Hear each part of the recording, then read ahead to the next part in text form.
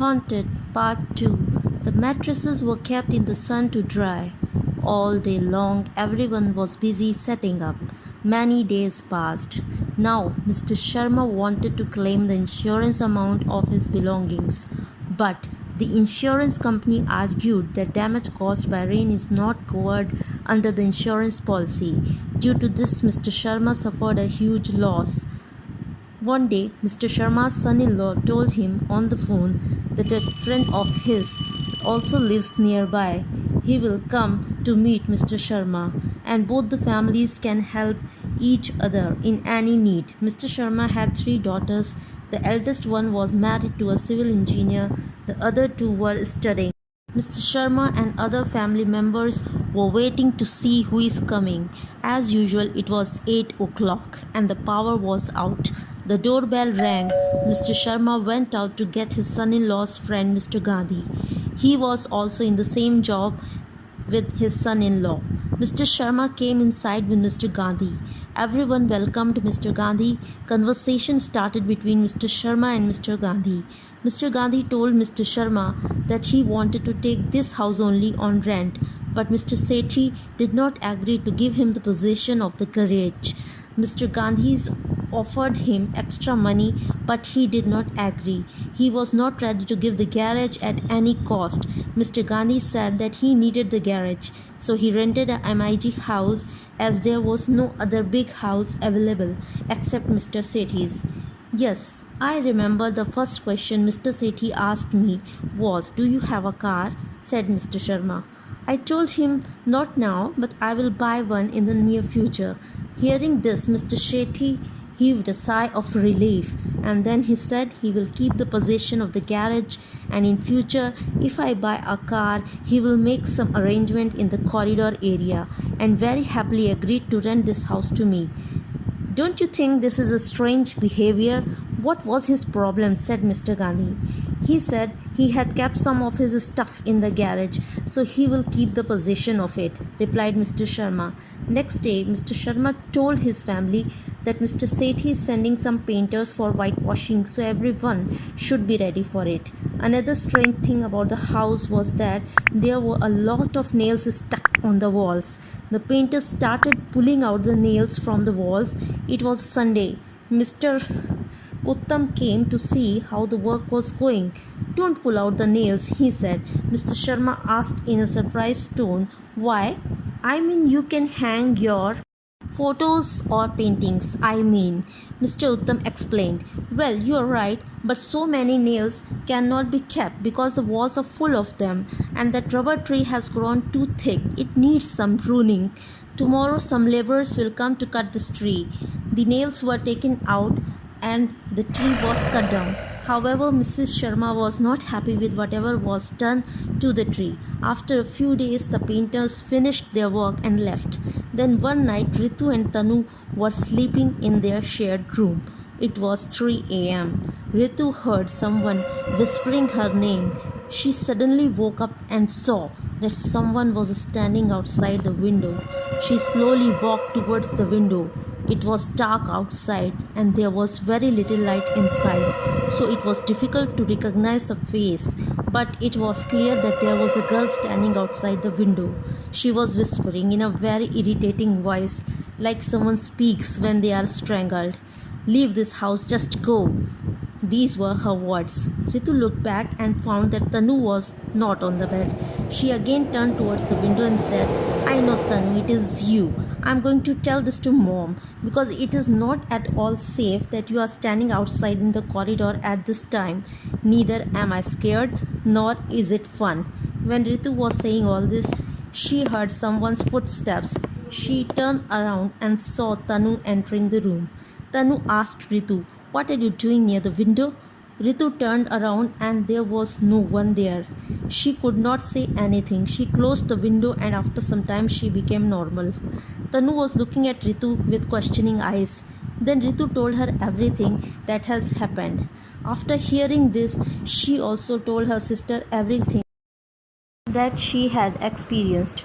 The next day, they decided to share everything with their mother.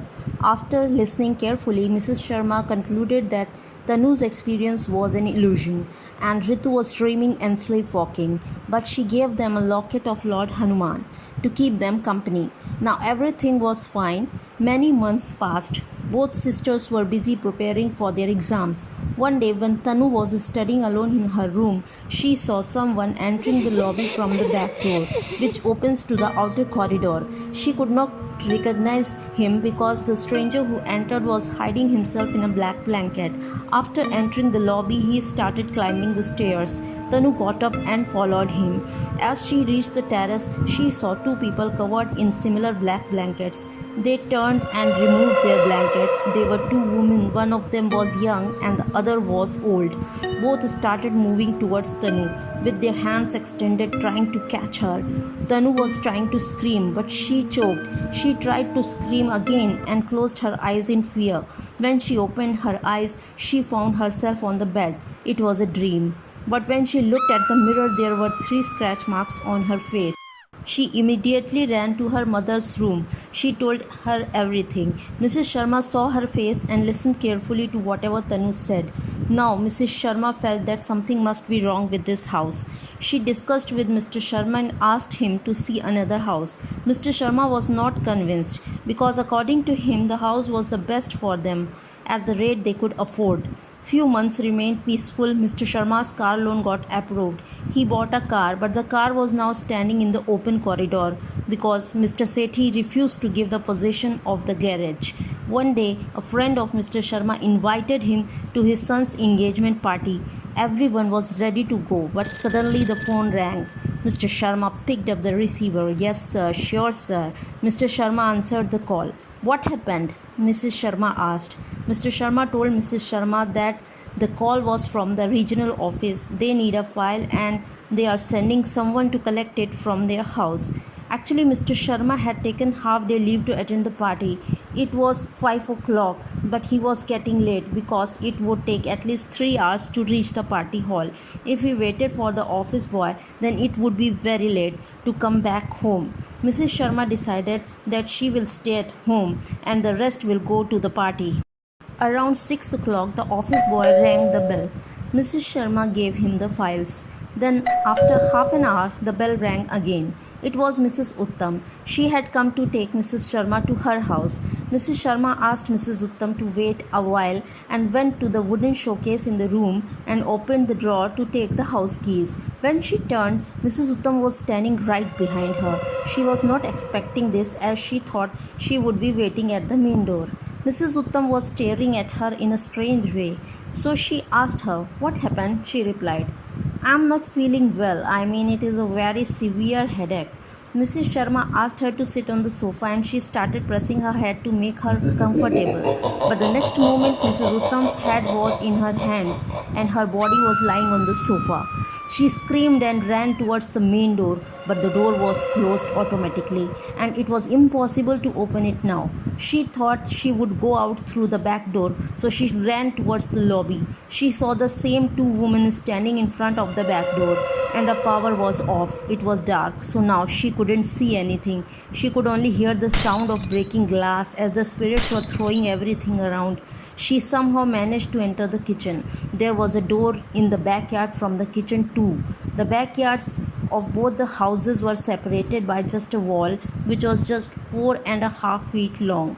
As soon as she reached the backyard, she started shouting for help. Mr. and Mrs. Uttam heard her voice and reached there. The garage door on the right side of the backyard was being pushed and knocked hard by some unknown force. Mr. and Mrs. Uttam helped Mrs. Sharma scale the backyard wall. They took her inside their house and closed the backyard door. Mrs. Sharma was shivering. Mrs. Uttam told her to calm down and said, "You are safe now. It means you guys know something about this house that you are hiding." "Yes, we thought it wasn't necessary as a lot was already done to sort out this problem," replied Mrs. Uttam. "What problem?" asked Mrs. Sharma. "Oh," Mrs. Uttam replied, "it's a very painful story of a family. When this area was newly developed, though all houses were built and allotted, very few families came to live here. This house was owned by Mr. Morris. He was a British. He came to India just for a few years as he was an archaeologist. He was writing a thesis on monuments constructed by British during the time they were ruling here in India. He bought this house and came to live here as he thought this area was peaceful. In his family, there were only three members: he himself, his beautiful wife, and lovely daughter. Mr. Morris and his wife were the perfect couple, just made for each other. Their daughter was very beautiful, polite, and soft spoken. One night, taking advantage of the area which was so deserted, some thieves broke into the house. Mr. Morris's wife and daughter somehow managed to send Mr. Morris out of the house so that he can bring some help or police. When Mr. Morris came back with police, house was open. There was blood everywhere. Both his wife and daughter were found dead and the thieves escaped.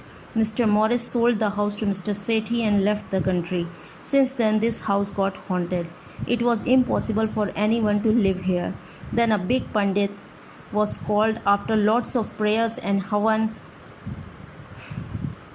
the spirits were locked in the garage. That's why it is never opened. Yet some tenants heard and felt something. So the tenants which were residing here they again conducted a puja here, and to prevent those souls from roaming around in the whole house, they putted the nails all around the house.